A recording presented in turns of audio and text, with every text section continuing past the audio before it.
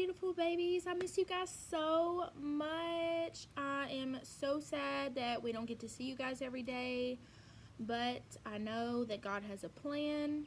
I've been praying for all of you that you're staying healthy, washing your hands, singing your ABCs, and happy birthday when you're washing your hands, using lots of soap, warm water. I hope you're going outside, enjoying the sun since you can't really do anything else.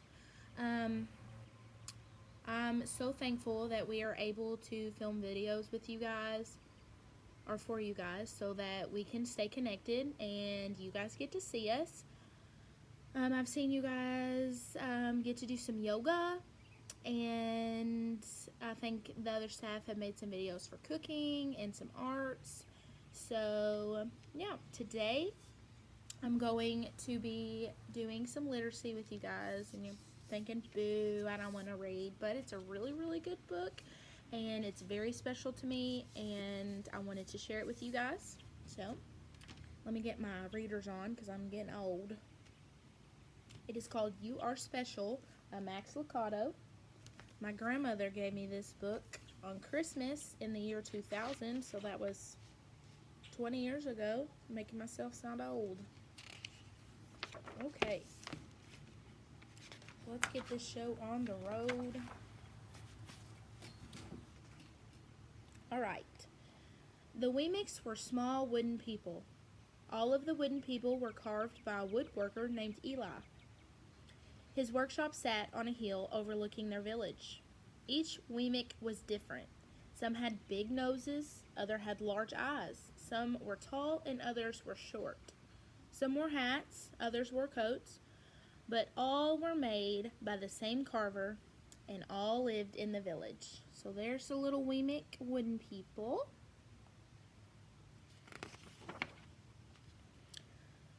And all day, every day, the Weemics did the same thing. They gave each other stickers. Each Weemic had a box of golden star stickers and a box of gray dot stickers. Each Weemic went up and down the streets all over the city, and people spent their days sticking stars or dots on one another. The pretty ones, those with smooth and fine paint, always got stars. But if the wood was rough or the paint was chipped, the Weemics gave dots. It's kind of sad. See the dots and the stars. The talented ones got stars too. Some could lift big sticks high above their heads or jump over tall boxes. Still others knew big words or could sing pretty songs. Everyone gave them stars. Some Weemics had stars all over them. Every time they got a star, it made them feel so good. It made them want to do something else and get another star. Others, though, could do little, and they got dots. That's so sad. It probably made the people with dots feel so upset. Punchinello was one of those. He tried to jump like the others, but he always fell. And when he fell, the others would gather around and give him dots. Sometimes when he fell, he would get scratched, so the people would give him more dots. Then he would try to explain why he fell, and he would say something silly, and the Weemics would give him more dots. After a while, he had so many dots that he didn't even want to go outside. He was afraid he would do something dumb, such as forget his hat or step in the water, and then people would give him another dot. In fact, he had so many gray dots that some people would come up and give him one for no reason at all. Poor little Punchinello.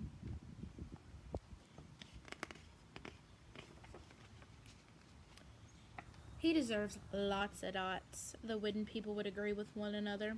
He's not a good wooden person. After a while, Punchinello believed them. I'm not a good Weemic, he would say. The few times he went outside, he hung around the other Weemics who had lots of dots. He felt better around them. Poor little Punchinello, so sad. One day he met a Weemic who was unlike any he'd ever met. She had no dots and no stars. She was just wooden, and her name was Lucia. It wasn't that people didn't try to give her stickers, it's just that the stickers didn't stick. Some of the Wemmicks admired Lucia for having no dots, so they would run up and give her a star, but it would fall off. Others would look down on her for having no stars, so they would give her a dot, but it wouldn't stay either. So there's Lucia and Punchinello.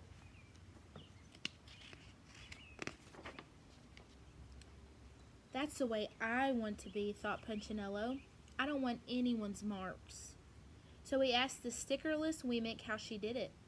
It's easy, Lucia replied. Every day I go see Eli. Eli? Yes, Eli, the wood carver. I sit in the workshop with him. Why? Why don't you go find out for yourself? Go up the hill. He's there. And with that, the Wemmick who had no stickers turned and skipped away. I wonder if Punchinello's gonna go see Eli. But will he want to see me? Punchinello cried out. Lucia didn't hear. Lucia, I'm not really sure how to pronounce that, but we'll go with Lucia. So Punchinello went home. He sat near a window and watched the wooden people as they scurried around giving each other dots and stars. It's not right, he muttered to himself, and he decided to go see Eli.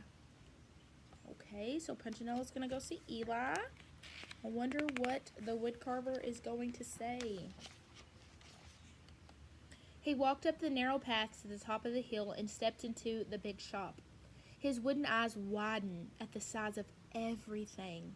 The stool was as tall as he was. He had to stretch on his tiptoes to see the top of the workbench. A hammer was as long as his arm. Punchinello swallowed hard. I'm not staying here, and he turned to leave. Then he heard his name.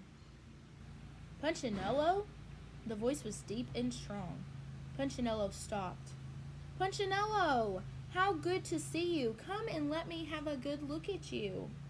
Punchinello turned slowly and looked at the large bearded craftsman. You know my name? The little Wemmick asked. Of course I do. I made you.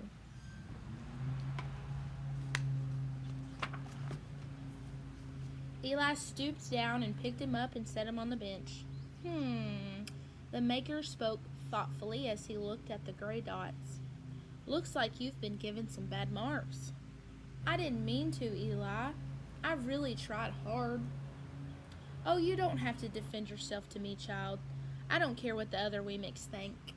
You don't? No, and you shouldn't either. Who are they to give stars or dots? They're Wemmicks just like you. What they think doesn't matter, Punchinello. All that matters is what I think, and I think you are pretty special. There's Eli and Punchinello.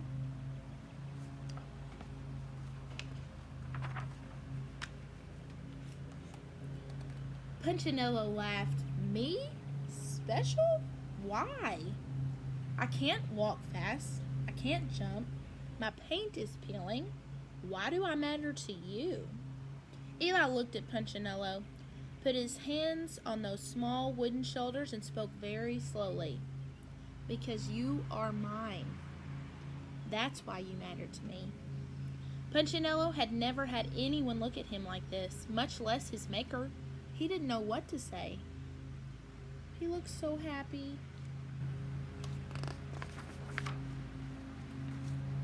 Every day I've been hoping you'd come, Eli explained.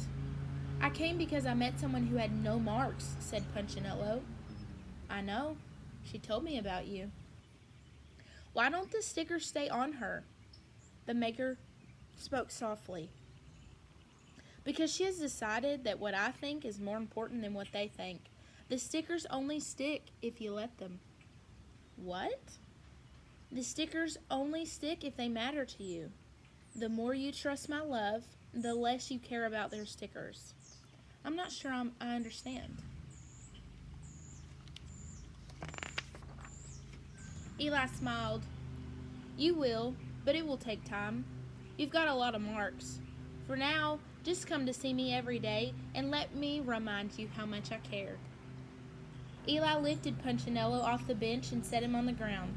Remember, Eli said as the Wemmick walked out the door, you are special because I made you, and I don't make mistakes. Punchinello didn't stop, but in his heart he thought, I think he really means it. And when he did, a dot fell to the ground. He's gonna lose his dots, guys.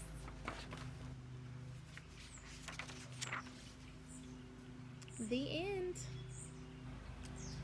So, I really hope you enjoyed that book and got something out of it. It really told a strong message. Each and every single one of you are so special, and you don't even know it. You were so loved. We were all made by the same person, God, and He loves all of you. He made each and every one of you different. Some of you can dance and do flips and cartwheels and all that stuff. Y'all do it all the time, I know. And some of you can't, and that's okay. And that doesn't mean that the person that can flip is any better than the person that can flip. Some of you can sing and others can't. Some of you are extraordinary at drawing, and some of you cannot even draw a stick man to save your life, and that's okay. That's what makes you you, and that's what makes you so special and important. And so I want to challenge you guys tonight at the dinner table, wherever you are. If you're at your grandparents', if you're at your aunts, your uncles', if you're at a friend's, just wherever you are tonight for dinner, I challenge you guys to say a few things about yourself. Some things that you think you're good at, some things that you love about yourself. And then I want you to go around with the people at your dinner table, and I want you to point out some things that you love about them and some things that you think that they're great at. It's okay to recognize the things that you aren't so good at, because that just helps you to recognize the things that you are good at, and to just think about the things that you do well, and that makes you feel better. So, thank you guys for joining me today. I hope you all get to see this video. Again, I miss you guys so much, and I love all of you, and you're my thoughts and prayers every single day.